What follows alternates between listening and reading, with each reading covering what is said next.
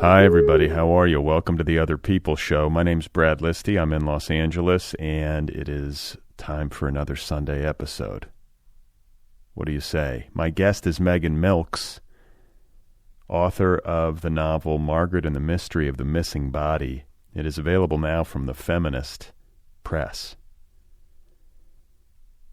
Margaret and the Mystery of the Missing Body is also the official December pick of the Nervous Breakdown Book Club. TheNervousBreakdown.com is my online culture magazine and literary community, and it has its own monthly book club. For more on that, go to TheNervousBreakdown.com. So I had a nice time meeting Megan Milks, who has been extraordinarily busy this year. They have published more than one book this year. There is a story collection out right now as well called Slug and Other Stories, also from the Feminist Press. Other books include a personal history of the early internet called Tori Amos Bootleg Web Ring, available from Instar Books as part of the Remember the Internet series. With Marissa Crawford, they co-edited a book called We Are the Babysitters Club, Essays and Artwork from Grown-Up Readers. That is available from Chicago Review Press. Also out this year. My word. Megan also co-edited with KJ Serenkowski a book called Asexualities, Feminist and Queer Perspectives, published in 2014 by Routledge.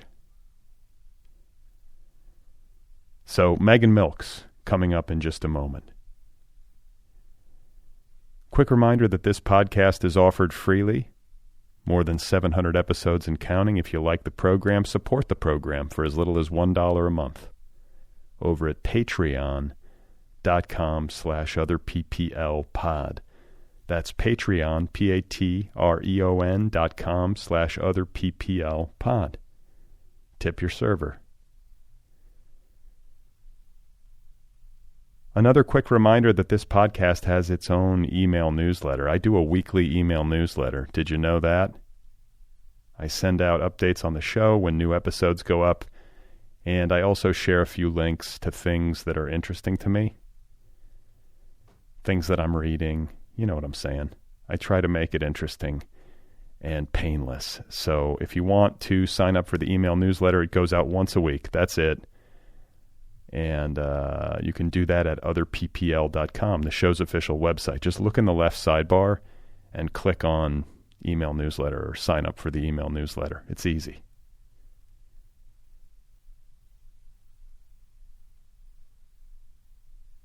So I have a novel coming out next spring, which many of you know about. It is called Be Brief and Tell Them Everything, due out in May of 2022. And in the last episode, I announced that the book cover is now public. We did the cover reveal. So if you missed that and you want to see the cover for my new novel, just go to the show's social media sites on Twitter and Instagram. On Twitter, it's at OtherPPL, and on Instagram, it's at OtherPPL.podcast. You can view the cover for my novel and judge it silently. Or not silently. Megan Milks is my guest. Her new novel, Margaret and the Mystery of the Missing Body, is the official December pick of the Nervous Breakdown Book Club. Great time talking with Megan, and I hope you enjoy the conversation. Here we go. This is Megan Milks, and their new novel, one more time, is called Margaret and the Mystery of the Missing Body. Well, I love that we're starting with Fiona Apple, and I love that we have a shared love for Fiona Apple. The dream I had about Fiona Apple was honestly pretty disturbing, and I would rather not share it publicly. However, I will say that the dream ended up motivating me to write what would become like the first excerpts of the book, in which Fiona actually played the role of this like goddess that my protagonist would pray to. So in early drafts of the book, my protagonist was named Matilda, and there was this like homage to Roald Dahl's Matilda, but there was also this repeated line that was riffing off of Judy Blume's "Are you there, God? It's me, Margaret." So the line was, "Are you there, goddess? It's me, Matilda." And goddess was like in Matilda's mind like this Fiona Apple. I think it was actually just Fiona Apple. I don't think it was even like a character based on Fiona Apple. It was like the Fiona Apple. So Fiona Apple has always played a large part in the book, though her role has been kind of pushed back a little bit. Okay, and was Fiona Apple's music important to you when you were growing up? Okay, so I was really a big fan of Tori Amos, and Fiona Apple was like in my category of like secondary tier favorites. But as I've grown older, I've come to appreciate her more and more. That first album, her debut title, is just extraordinary. It's so brilliant. As you said, yeah, the songwriting is so solid. The language play is so fun, and she's just like, she's one of those artists who has like developed and grown, and you know, and also I think really has a lot of integrity, like personal integrity, and yeah, she doesn't capitulate often, or it seems that way to me, to the industry in ways that I find really admirable. Yeah, I'm the same way, and not to make this, you know, too Fiona intensive, but I think back to her infamous MTV Music Awards speech about how the world is bullshit, which gets some attention, you know, in your book. There are allusions to this, and I think of that nowadays in the same context that I think of, for example, Sinead O'Connor ripping up a photo of the Pope on Saturday Night Live. These were, I don't know how improvised Sinead's. I guess it had to have been premeditated. I mean, who just shows up? Who just keeps a photo of the Pope in their pocket? But the point is that these were public acts of protest that were widely reviled in their time. But I got to say, Fiona Apple saying the world is bullshit at an award show in the late 90s, I think it was the late 90s, I feel like that's aging well. I feel like that take is aging very well, and she should not have been so maligned for it. Yeah, I don't even remember. I feel like within my friend group, certainly we saw it as like really radical and like amazing. And maybe I just wasn't that clued into like what the broadcast media were saying about it. But I mean, I totally believe you that she was very maligned. But yeah, I've always recognized it as like the radical act of protest that it was. And just to say that at an award show, which is maybe like, you know, peak bullshit experience, and yes, in the music business and all of the like artifice of like entertainment media and stuff, I just found it charming.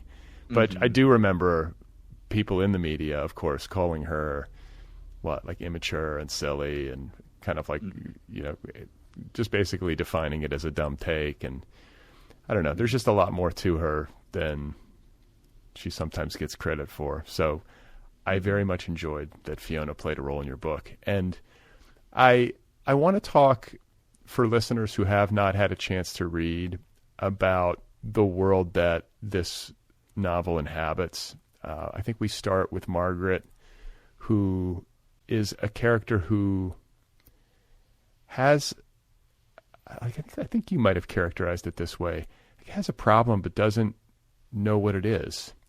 And for me as a reader, it brought into relief what it must be like to be somebody who is young and queer and non-normative when it comes to gender, but doesn't realize it yet, or even have language for it. You know, I think the time in which this book takes place, you know, there wasn't nearly as much discussion of these things or availability of discussion of these things online, correct? For sure. Yeah. Well, the internet was very young, and I'm sure these discussions were happening in certain pockets of the internet, but my character, Margaret, certainly did not have access to those conversations or those pockets of conversation.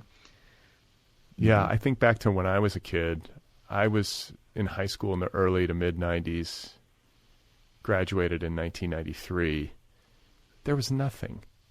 Like none of this stuff was on the surface, at least in I was in Indiana, so it wasn't exactly a hotbed of non-normative gender discussion or whatever. But, I'm sure it was happening in pockets, as you say, but I just did not have access to it.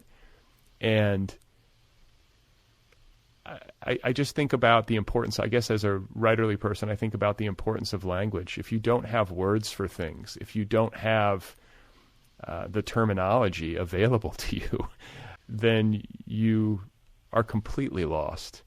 And that's who this young girl is, There's something really sweet and heartbreaking about her because she's in this kind of suburban Virginia milieu that's very recognizable to me. There's something very similar to the Midwestern suburb that I grew up in. I guess all these suburbs that eventually run together and become the same, right? There's a lot of commonality, but it's a kind of wilderness in its way for somebody in her situation.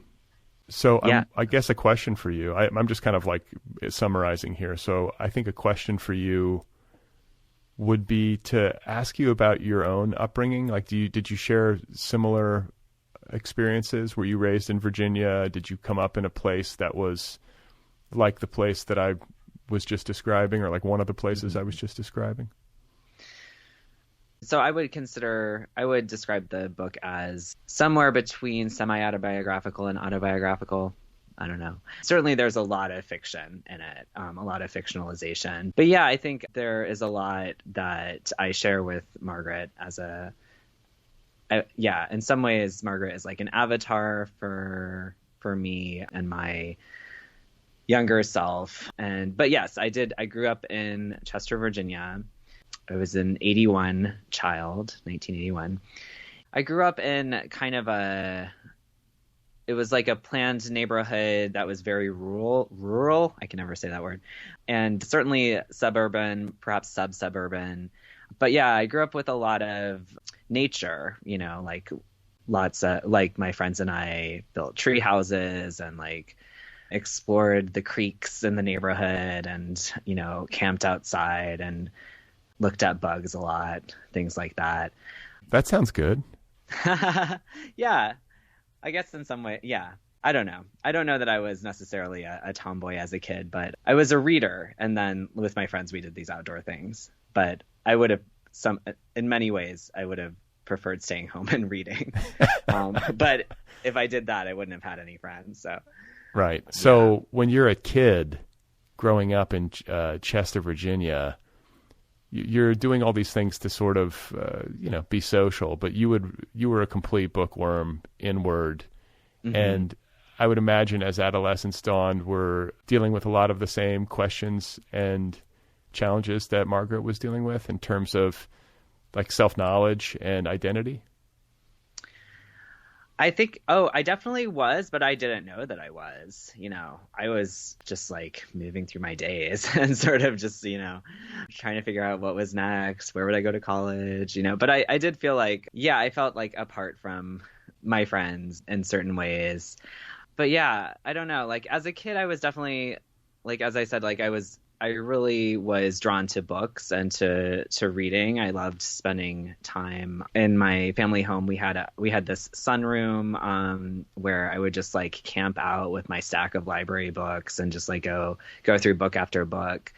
Sometimes I would read to my cat. What was your cat's name? My cat's name was Tiger. Oh. I don't think we named Tiger. I think Tiger came with that name.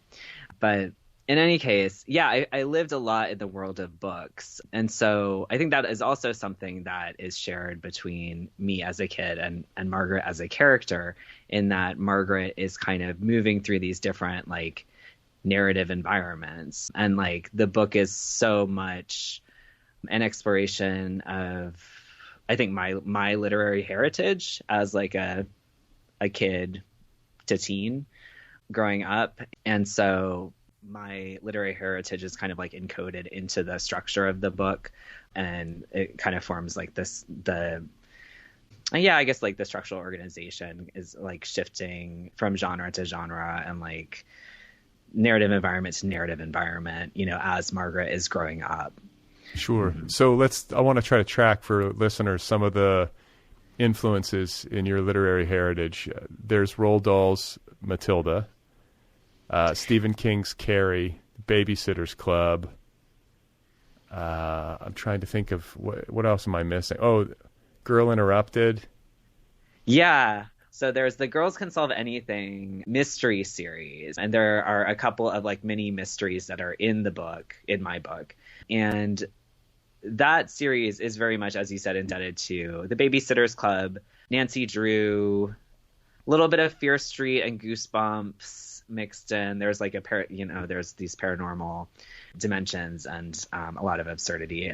Actually, it's very campy. It's like a campy BSC plus Nancy Drew. And then where the book starts off, you mentioned this kind of running theme of like Margaret's problem. Like what is Margaret's problem? Margaret doesn't know what the problem is.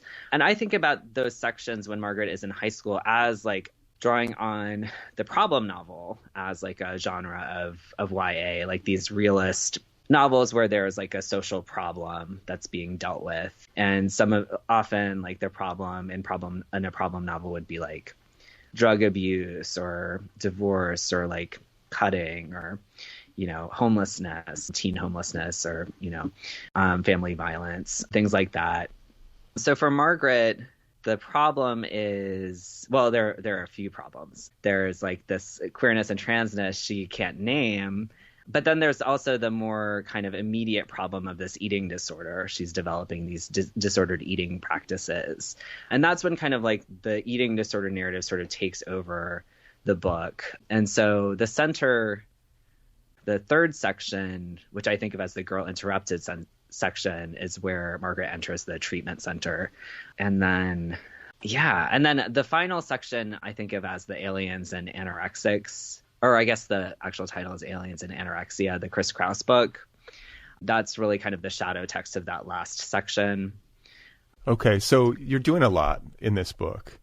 You talk about Girls Can Solve Anything, which is like the Nancy Drew Babysitter's Club homage, which functions as a kind of flashback device to her Margaret's pre-adolescent self and a time that was, I think, simpler. It's just a time that's simpler for everybody, I think, or at least hopefully, when you don't have the problems that come along with adolescence and adulthood, and you hopefully have childhood fun and friends and, kind of a narrower and simpler outlook and slate of things to deal with, generally speaking.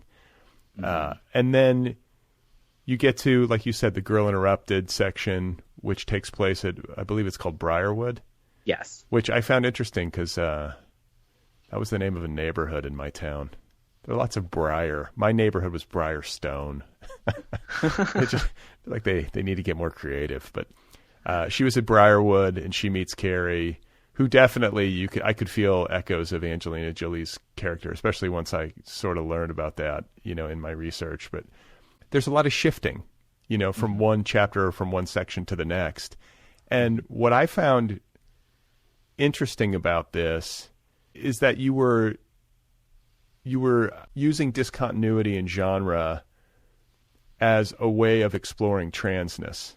Yeah. Like that wasn't, mea culpa, that wasn't necessarily like evident to me on my read. Like, but once I read that, I was like, like it made it make sense in retrospect. So can you just talk about that a little bit, like the decision to like kind of move from genre to genre? You switch POV from section to section. There's something very distinct about the various sections, but you just talk about the relationship to transness and to, I don't know, the creative decision-making that went into that. Well, so just to start off, like having taken, I've been taking testosterone for many years now, but, and having just like experienced my voice drop and just experiencing like a very distinct change in my physical voice made me think a lot about voice in my writing and how my voice as a writer may or may not be changing. Yeah, I think it just kind of emboldened me to kind of think about voice shifts in a long form narrative and how they might kind of, how I could kind of play with them and exploit them to invite questions about kind of, subjectivity and how stable is subjectivity, how fluid is subjectivity, how to explore that through voice. So I've always been very obsessed with genre, and I love books that kind of shift as they go. And so I think I was already like excited about doing that in some way. And I started thinking about just the problem of cohesion, I guess, and like what it would mean to like try to make all of these genres cohere. And I think to a certain extent, right, all of us are asking these questions about who we are and how we change, right? No matter whether we're trans or not, right? As we change and we grow older, we're sort of like, we're always the same person, but we're always a different person as well. That's just like what it is to like the condition of changing and growing and getting older. But I think that those questions become really close and take on a different tenor for those of us who are trans and, who are experiencing like a pretty rapid shift in presentation and perhaps identity and just like how we interact in the world. So these questions of sameness versus difference become really, they become like the questions like day to day, like how am I the same and how am I different based on like how my body is changing and how my appearance is changing and how people are responding to these changes. So I think, I was just really interested in exploring those questions through these different shifts in the book. The book is always changing and the character is always changing as well. The voice shifts, but at the same time, it's always the same book and it's always the same character. So I was really interested in just using those shifts to explore that tension between sameness and difference and cohesion and incohesion. So another thing that I noticed in this book is the attention to the body, and I guess we would call it body horror, which is very much part and parcel to adolescence. But I think some of us have more of this than others. I definitely have it. I'm grossed out by the body. like so much of it. I mean, like you do such a nice job of zeroing in on like small details, of, I don't know, sensory details. It could be the way that something smells or the feeling of something in your mouth or whatever it is, food stuff, like all that kind of sensory detail that I feel like it's really like heightened when we are in our teen years. Mm-hmm. I had so much of that. Like I remember when I was a teenager, I'm still kind of like this. Like I always had like gum or mints, always. Especially as a teenager, because I was like, it's disgusting to have, like, people have bad breath when you're in like some junior high and someone's breathing on you. You're just like, this is so gross. I never wanted to be that guy, like, don't smell bad. Try not to smell bad. If you can, I mean, you can control this, do something about this. But yes. Anyway, you have a similar interest, or at least attention to this, like in your work, and I would assume in your life, particularly as a teen. Oh, definitely. Yeah. As a teen, I was just mortified by any kind of, bodily emanation. But yeah, no, I was thinking about this recently in relation to, me as a teacher in the classroom. And I've noticed that like, I don't have to worry so much about like my own or other people's like body odors or bad breath just because of like masks. It does change things. I used to teach at 8 a.m. and a lot of students would just roll into class like without brushing their teeth. And it was just like, oh, yeah. Now, you know what I'm thinking of now? Like, not to get too gross here, but I'm just remember when you would have to go up to your teacher's desk to ask a question? And I'm in like Indiana or Wisconsin, depending on what part of my childhood. And I remember you're like kind of standing there and you're sort of face to face with your teacher, and they would have just like had a coffee. And in Indiana, they usually had a cigarette too. Most of my teachers, I feel like most of them smoked, or a lot of them did. And it's just like that's a very distinct, like, recurring memory from my youth. It's just like teachers breathing on me.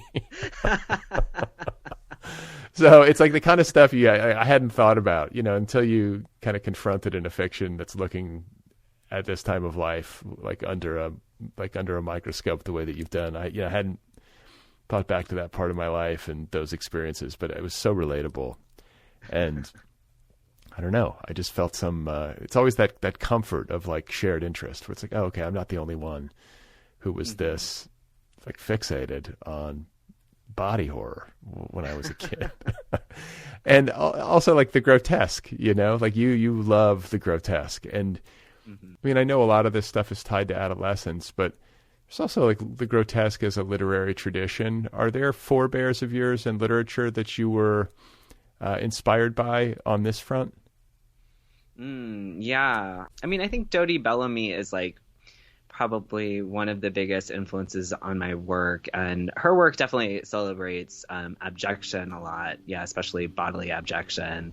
But yeah, and I think also what attracts me to her work is the way she kind of celebrates pleasure and jouissance as well, especially like sexual pleasure and jouissance. I recently reread her book, The Letters of Mina Harker, which just got republished, and it's just like such a hot book. But there's also a lot of abjection in it as well.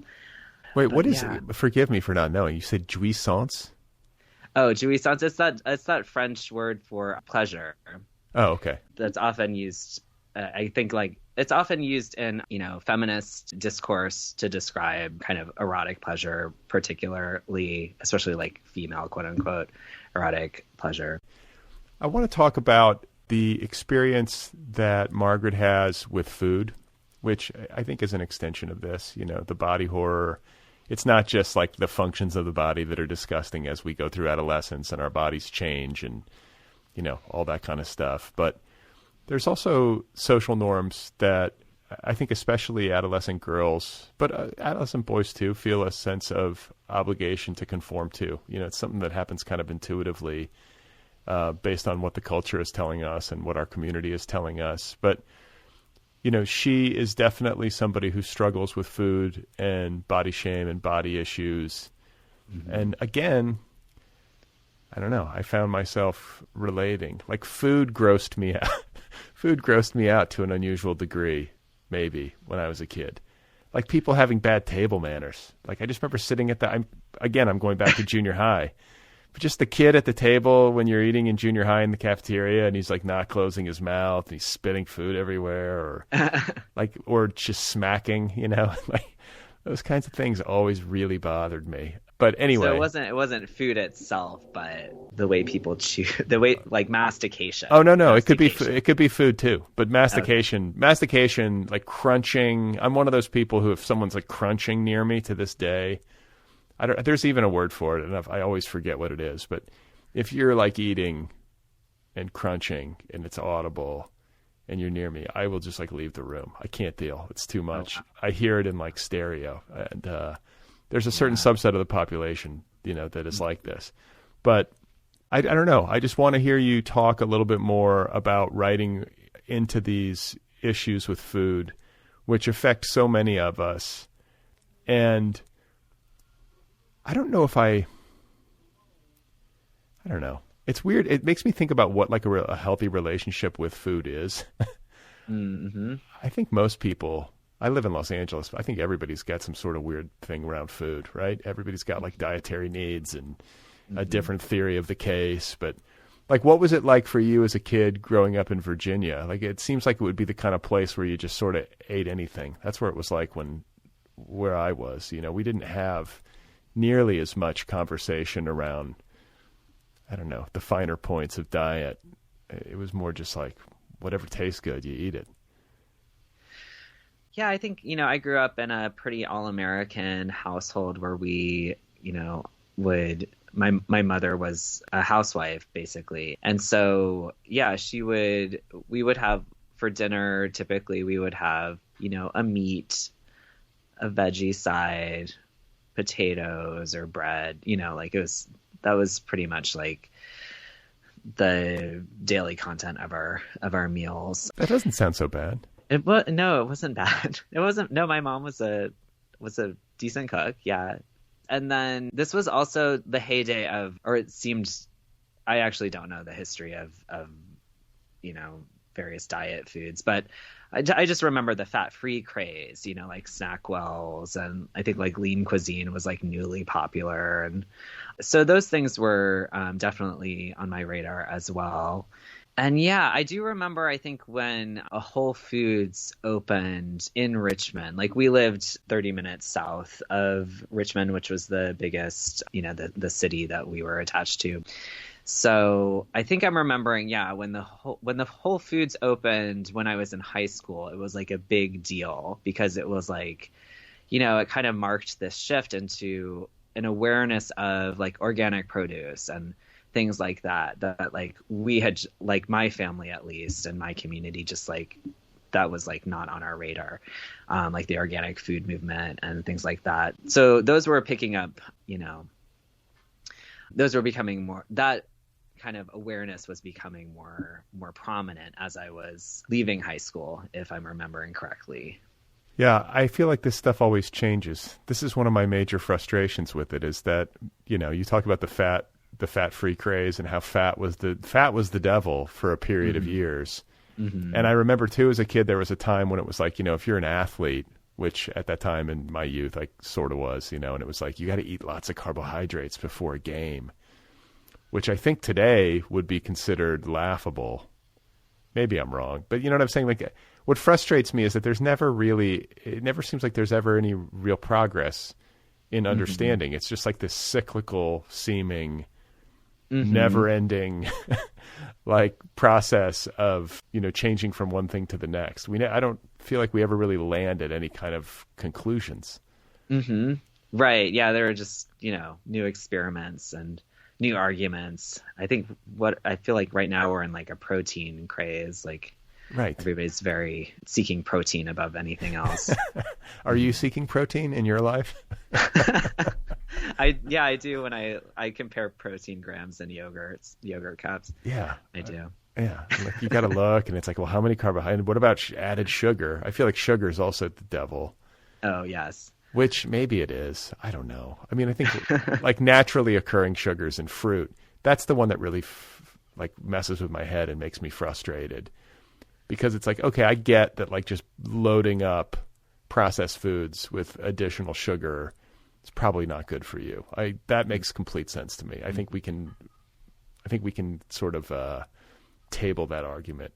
And then at the same time, I find myself hearing from people or reading things online where it's like fruit is bad, fruit sugar is, not ideal for your health. And I'm like, dude, are we really at a point where like you eat an apple and it's bad for you? Like I refuse to believe this. Makes me crazy.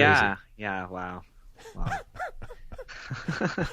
Just, you've given me an opportunity to complain. But anyway, I want to ask you about pop culture as well. I mean, we've talked a lot about it in passing here and there, but I feel like body horror, the grotesque, and popular culture are three of the big themes in this book. And, coming up as a bookish kid in, what was it, Chester, Virginia?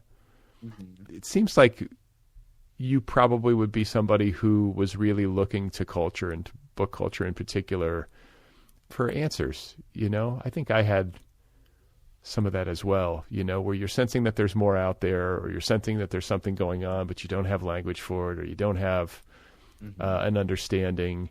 You talk about, in addition to the ones that we've already discussed, some of the other like big cultural touchstones for you when you were growing up, and how that informed your sense of self and place.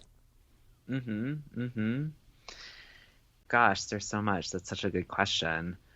Well, something that I do want to talk about as a touchstone is the book Nell's Quilt by Susan Terrace, which is a text that I reference in the novel. The ghost Nell, the ghost of Briarwood, is actually taken from this book Nell's Quilt, which is a very obscure YA historical fiction historical novel. I think it was published in 1989. I could be wrong about that, but late 80s. But yeah, I just remember I read it. It's about this tomboy, Nell, who grows up on a farm, and her father kind of promises her to his widowed neighbor in marriage, and she rejects that future and protests by restricting her food. She stops eating, and it's sort of like a way for her to reject this planned future. Anyway, but I read that as a kid, and I remember feeling like really uncomfortable by Nell's gender. She was this gender nonconforming character in some ways. And when she stops eating, she sort of becomes more boy-like and sort of like really gets excited by that kind of shift in embodiment. She shaves her head, and among other things. But yeah, no, I remember reading it and just being like, and being aware that there was something queer about Nell, and just being like, I can't do this, and just sort of like pushing it. I read it, but I was like, I don't like this character. In the same way that I had similar responses to Christy, the character in the Babysitter's Club, who most people are sort of point to and say like Christy is coded as queer. But these are both characters that, like as an adult, as like an out queer adult, I've gone back and just be like, these characters are amazing. How could I not have like loved them purely as a kid? But I think there was something dangerous about them, that I really glommed onto when I was a kid, just because because I was struggling so much around those things. I don't know if that answers your question. Yeah, no, it makes me think of like that combination of like attraction to it, like a gravitation towards those characters, but also like a fear of those characters. That makes sense. And I think too of like where you grew up. I have to imagine that Chester, Virginia was not, and maybe still isn't, a place that's super friendly to people who are gender nonconforming. That's not like a place that is got to be easy to be growing up and dealing with those sorts of questions, correct?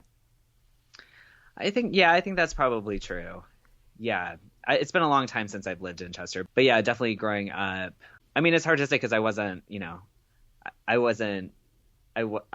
don't feel like people were responding to me as a queer person, but it would have been hard for me to articulate a queer identity for sure if I had been able to come into one. But I guess the question then would be, do you feel like maybe the culture and the community that you were in was part of the reason why you weren't identifying or expressing yourself in that way? Like, was there an element of like wanting to keep it close to the vest because you felt like it wouldn't be accepted?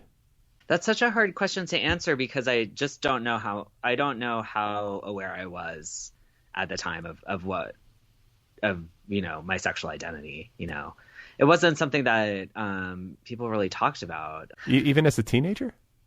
Well, I was honestly like very sex phobic as a teen, so I just kind of preferred not to have those conversations. Yeah. So yeah, I don't know. It's really hard to know. I've gone over and over about it in my head for many years, and just be like, could I have known? Would I have known? Did I know? Like, who knew? Like, what did I know? When may I ask, when did you know? That too is a difficult question to answer, because it was like exploratory. Like I remember describing myself as queer. Maybe the first time I described myself as queer, I was like sort of worried that it wasn't true. Like, did I have the cred yet to describe myself in this way? Like what would qualify me to be or to describe myself as queer? It was unclear to me. I was worried that I would be found out as like not queer enough, or like not actually queer or something. So yeah, I mean, yeah, I can't answer that. It was after, but it was after Chester. It was after Chester, for sure. And you talked about like not being interested in sex as a teen, and even being like sex. You described it as sex phobic. Like, was there like did you grow up in a religious household? Was religion a part of your youth, and did that inform perspective at all? My family was Catholic, is Catholic, and we went to church, and I went to CCD, and Me too. I did get. Oh yeah. Yeah, the whole thing got confirmed. I can still sing a lot of those songs probably if you played one. You know, I remember them all. Same, yeah. No, and I was like not invested in it at all. You know, Me neither. Yeah. I didn't drink the Kool-Aid, so to speak. You know, I grew up, as I'm sure you did, with like the specter of AIDS, and I think I also just really wanted to be good and right, and like I really trusted authority. And so, you know, we were provided with abstinence-only education, and I was just like, yeah, sex is bad. Never going to have it. So I think that's really more what it was all about. Yeah, that's it. I was kind of the same way. I've often, you know, in years past described myself as somebody who had a lot of trust in the adults, like to a fault in some cases, had a lot of trust in the adults in my orbit. I think it's because I have good parents who, you know, I had no reason not to trust them. That doesn't mean they got everything right. No parents do. Mm-hmm. So I think in some cases I was ill-served by like accepting at face value some of what was being taught to me and told to me. Mm-hmm. You sort of learn these things as you go. You go, oh, well, that was bullshit. I don't know why I was listening to those people. Or I think about drugs in particular. You know, you're a little bit younger than I am, but we had like the just say no culture.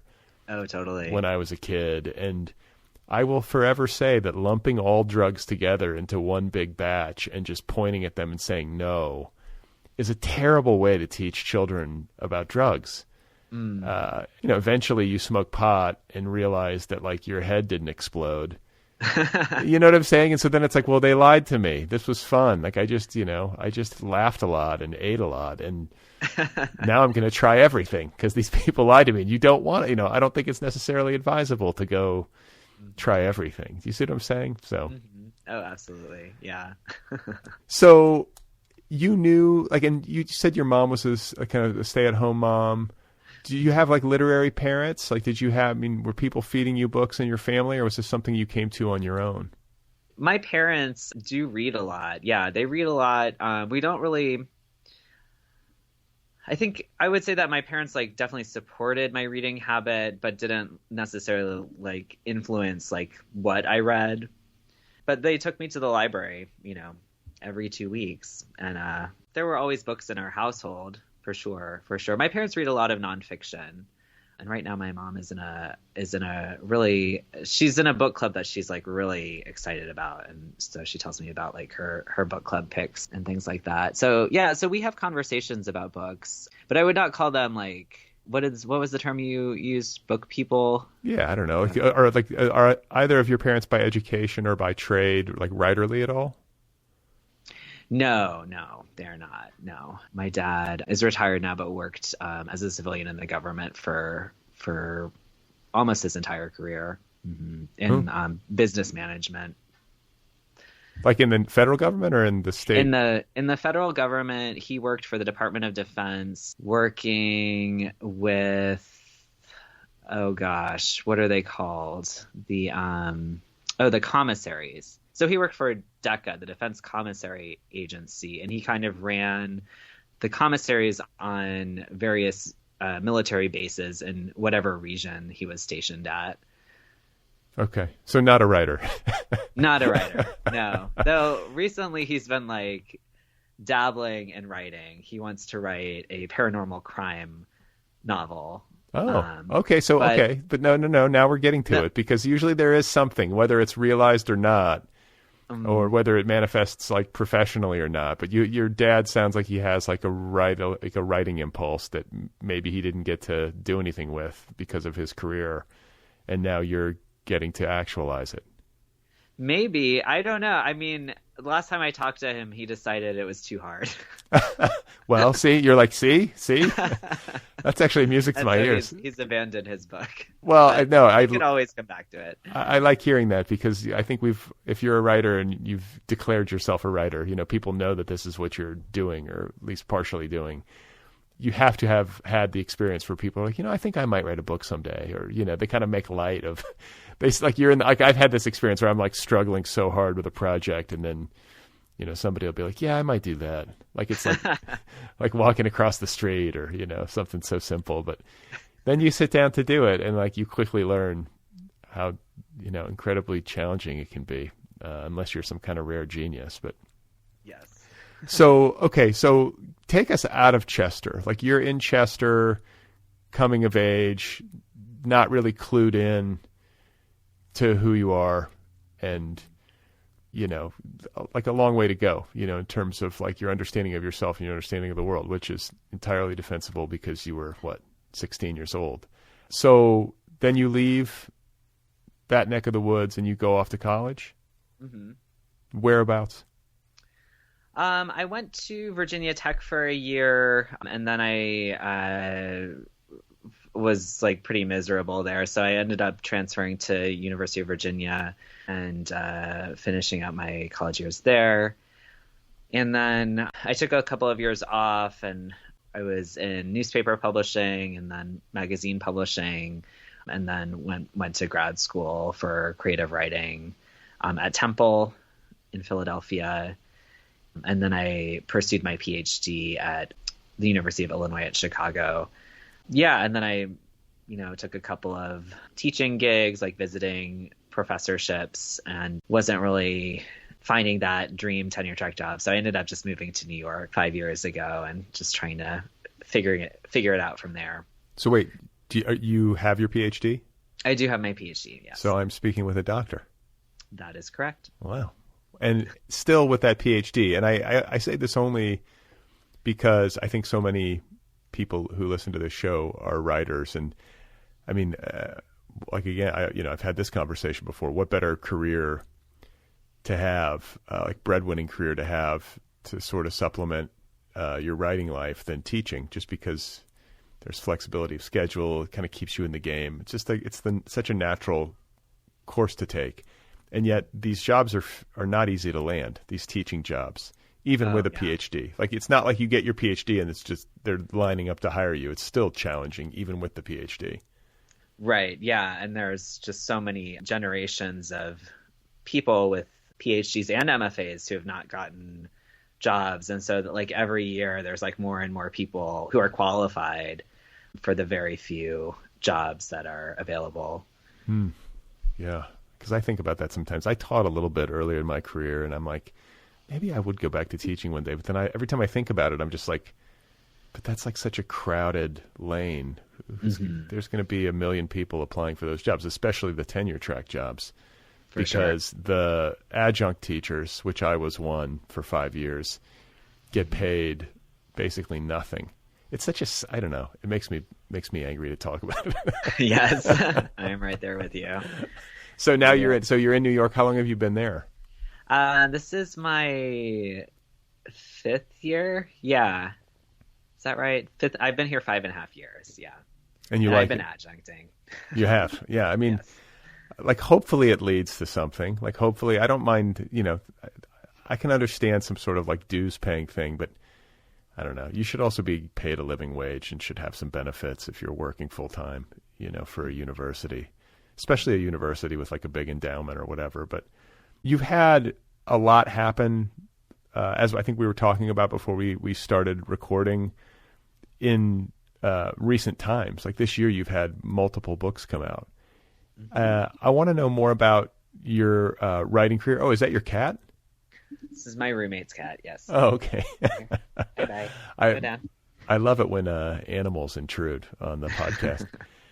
But I want to talk to you about your path to publication. Like, everybody's got kind of a different story to tell, but I always like to hear about that part of it because it can be instructive for people listening. So I'm wondering, to have multiple books, more than one book come out in a year is unusual. Can you just give the overview of like how you got to the point where you were publishing or you are publishing, and then also like why publishing all at once, like multiple books? So just give us a little bit of that history. Sure. Yeah. So my first book, Kill Marguerite and Other Stories, was published in 2014 by a small Midwestern press called Emergency Press. Or I guess I don't know actually if it was Midwestern at that time. I think actually Brian, my publisher, lived in Seattle, I think. Anyway, it's neither here nor there. But anyway, so that was 2014, and that was 2 years after I completed my PhD. And the press ended up having to fold shortly after my book came out, in the way that most small presses do. That's just like the life of a small press, unfortunately. So what then? Then for many years, I was just struggling to finish this novel, and it took me a long time to do that. I was moving around a lot while I was, jumping around for these visiting jobs, and also I was really kind of preoccupied with the question of whether or not to take testosterone, whether or not I was or could become trans, or what choices I wanted to make around embodiment and shifting embodiment. So I really needed to do that work before I could come back to the novel. And yeah, in 2016, I moved to New York and really just decided that, I'm trans, and that's that. That's never that's that. But that was the move to New York is when that happened, at least to some degree. Well, what happened was, so I started taking tea in 2015, kind of experimentally, and I took it at this is getting very personal, but I took it at a low dose, half the kind of standard dose, just to sort of try it out, and it felt terrible. And it was giving me all sorts of terrible side effects, like headaches and nausea. The same sorts of things that cis men with low T experience. So I ended up stopping taking it, and then I just after a few months of not being on it, I was like, no, I have to. It's time to do it the whole way. So then I started taking a standard dose. So I lived in Wisconsin at that time, and trans healthcare was not protected by law in the state of Wisconsin. And so I knew I wanted to get top surgery, but I would have to pay out of pocket for that. So I just decided that, and because New York state mandates that trans healthcare get covered by insurance companies, I decided that would be an added plus. Wait, where were you living in Wisconsin, may I ask? That's the land of my birth. I'm just curious. Oh, really? Yeah, I lived in Madison for 2 years, and I taught at Beloit College. Oh, okay. Mm-hmm. Okay. Mm-hmm. Yeah.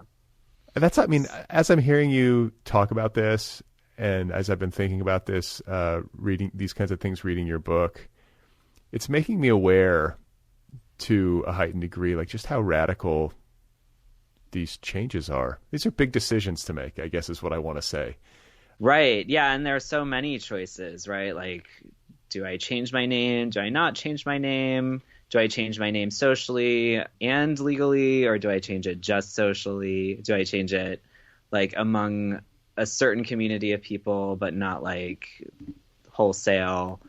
And then how do you, and also forgive me for interrupting, but it's and then if you do change your name, and even if you don't, but you do this other stuff, at some point you almost have to make a press release, right?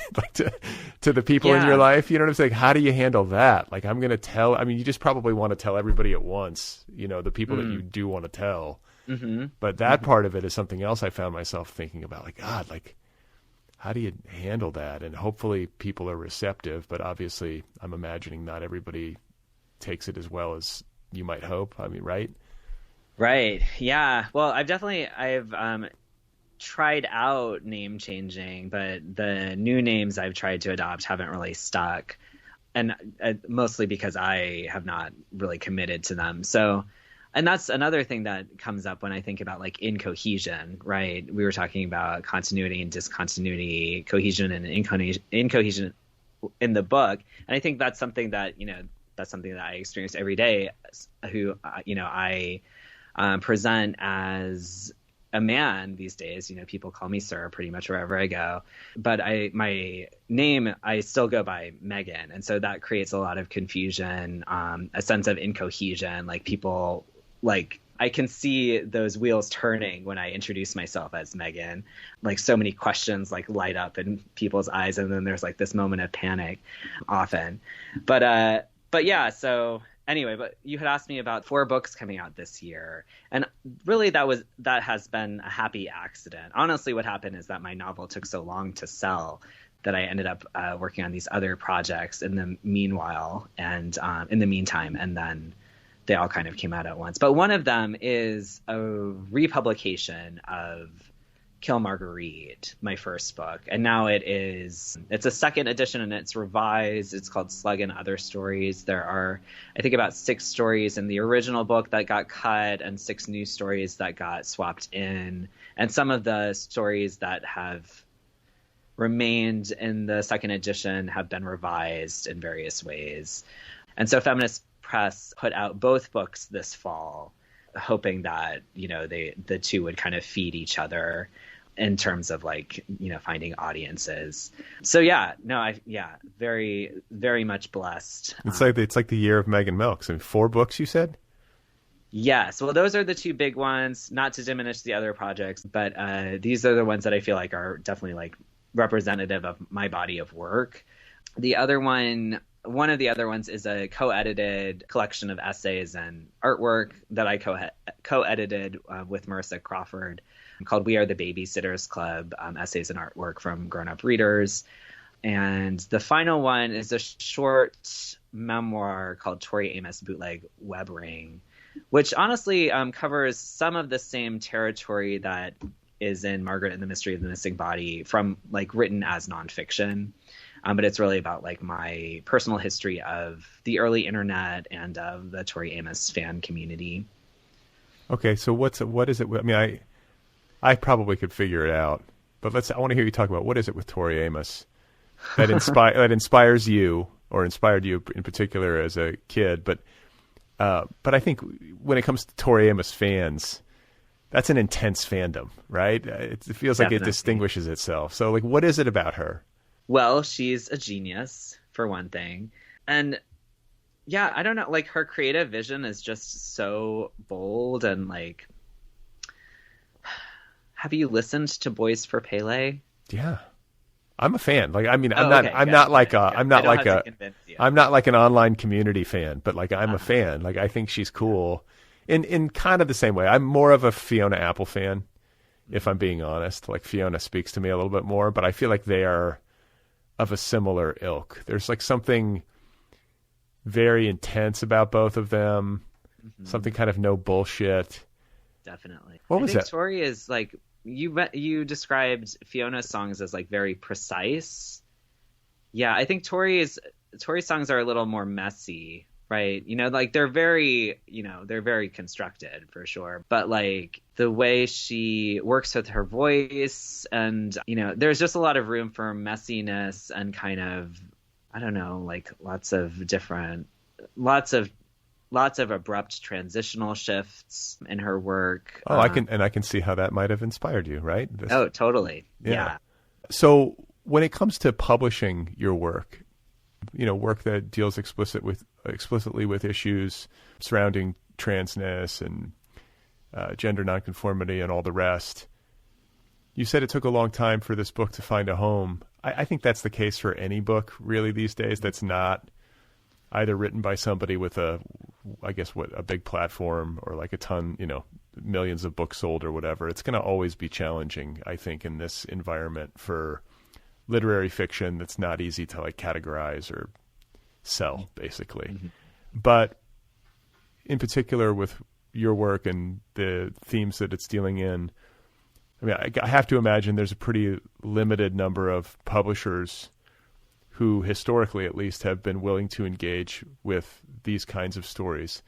Is your sense of things out there that this is improving? Are there more venues? Did you feel like that was part of the challenge in selling it? What was the feedback? Do you know what I'm saying? Mm-hmm. What's the publishing environment out there like for people trying to tell these kinds of stories?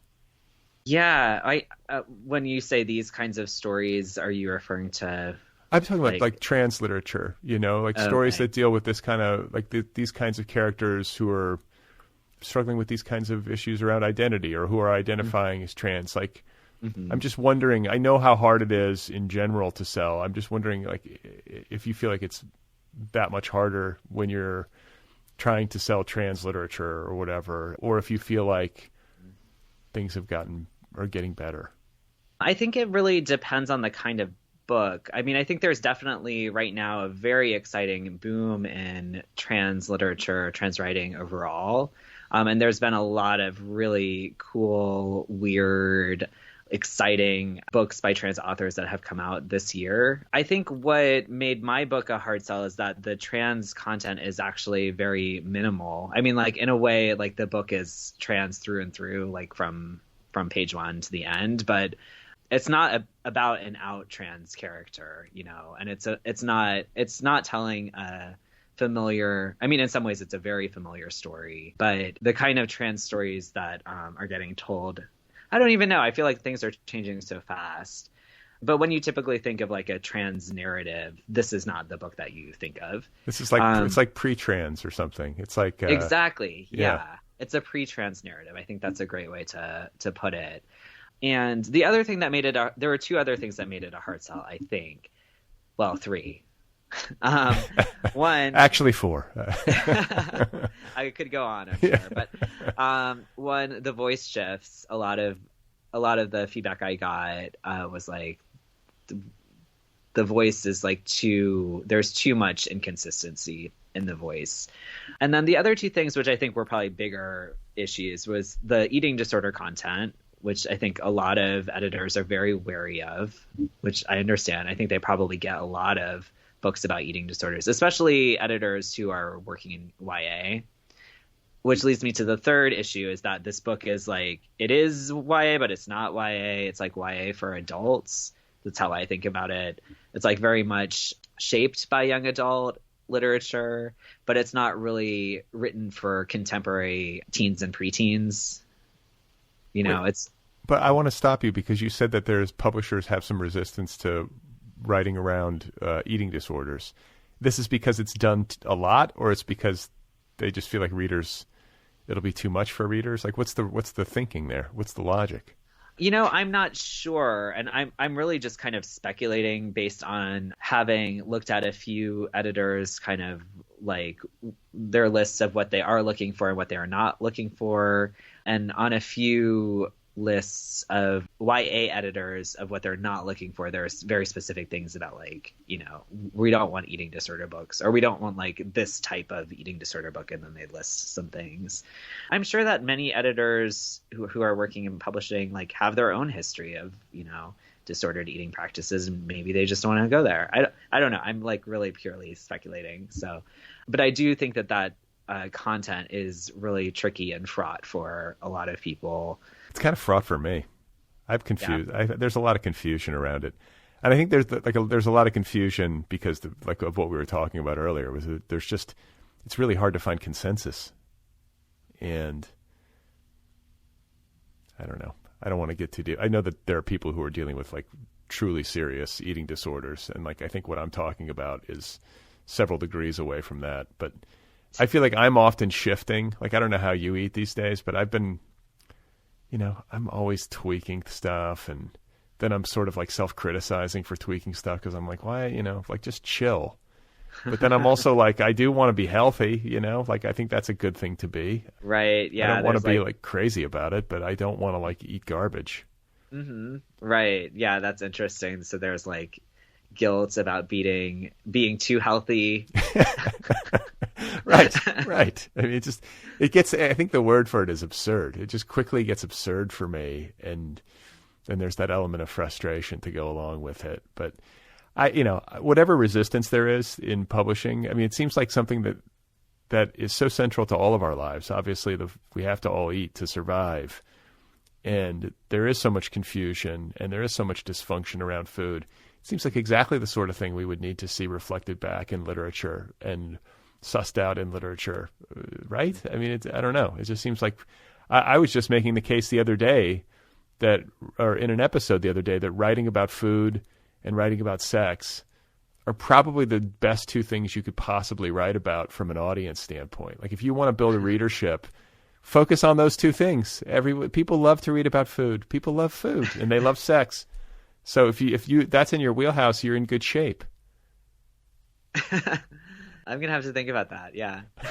What, do you disagree? Are you finding yourself thinking like, no, I don't think that's right? Or are you? Well, no, I think you're totally right that people love to read about both. Do they? I don't know. I don't know, actually. I think probably food. Definitely there are some people who just like do not like to read about sex, and they object. Right. They find it objectionable content. Well, yeah, there's always going to be those people, but I think most people like to read about sex. Even people who, say that they don't, they probably do.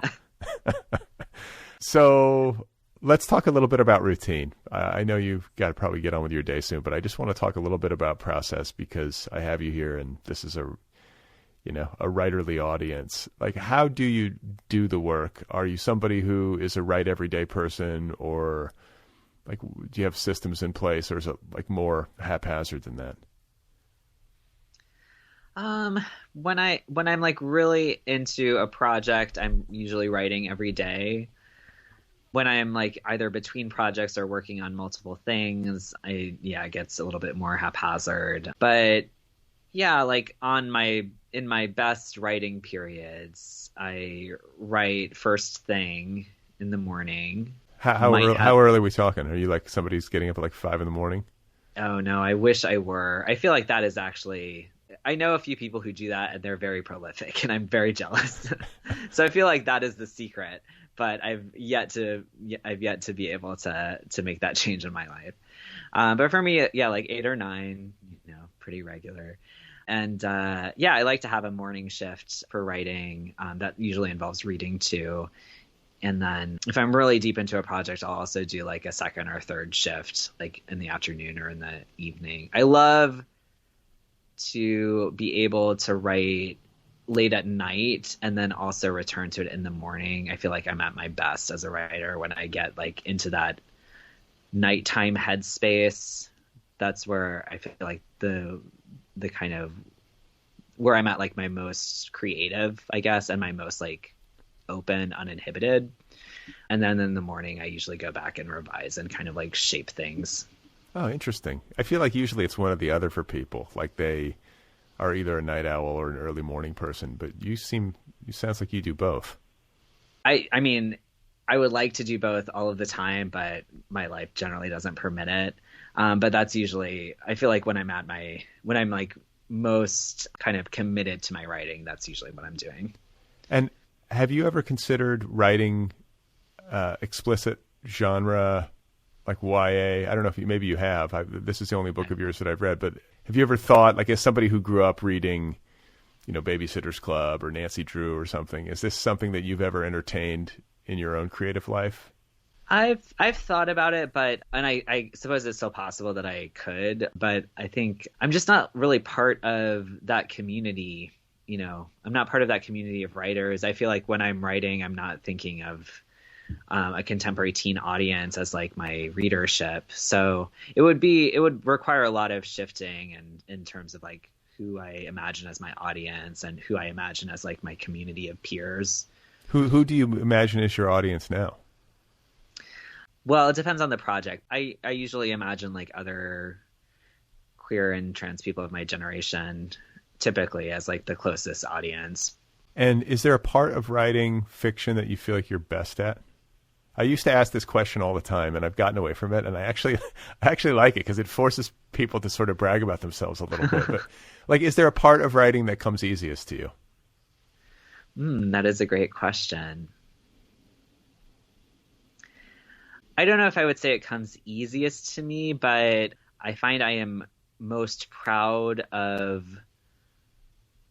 the writing that I've done that has a lot of like weirdness or wildness or fantasy in it. Yeah, I think I am proud of my imagination.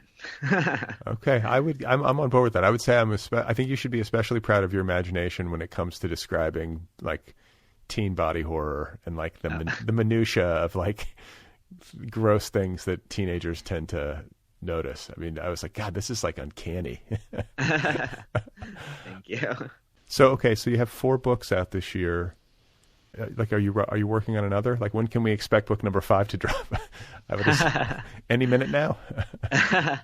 No. I'm taking my time with whatever comes next. I have a few projects in preliminary stages, and I'm sort of like, which one will I commit to? I'm not sure yet. So, yeah. So we don't have any hints on what it's going to be. We don't know yet. Not yet. Okay, that's fair enough. You've got, I mean, I think 4 books in a year should buy you some time. Yeah. Megan, it's a pleasure to meet you. Congratulations on this novel.